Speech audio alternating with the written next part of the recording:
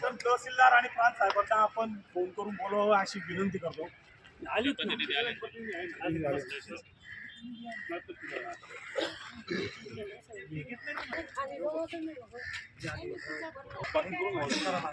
सांगाल दादा, आजच्या मोर्चा संदर्भामध्ये आपण या भारतामध्ये लोकशाही राज्य आहे आणि या लोकशाही राज्यामध्ये ज्या महापुरुषाने या भारताला आदर्श अशी संविधान दिलेलं आहे, त्या संविधानाची प्रतिकृती परभणी येथील ज्या नराधामाने त्याची विटंबना केलेली आहे त्याच्या निषेधार्थ या ठिकाणी मोर्चा आणलेला आहे.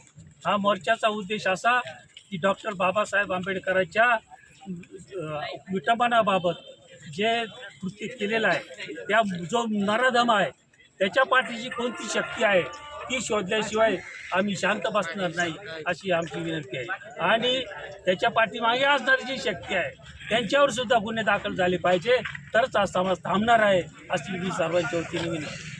आजच्या मोर्चा संदर्भात आजच्या मोर्चा संदर्भात आम्ही एवढं सांगू की महाराष्ट्रातील परभणीमध्ये जे काही दुष्कृत्य घडलेलं आहे, भारतीय संविधानाची प्रतिकृती फोडणाऱ्या नराधमास व त्यांना पाठीशी घालणारा मनुवाद्यांना अतिशय कडक असं शासन व्हावं, अन्यथा आमचा बौद्ध समाज, भीम बांधव, स्वाभिमानी महिला मंडळ चांदवड, आम्ही समस्त भीम सैनिक उग्र असं आंदोलन केल्याशिवाय राहणार नाही.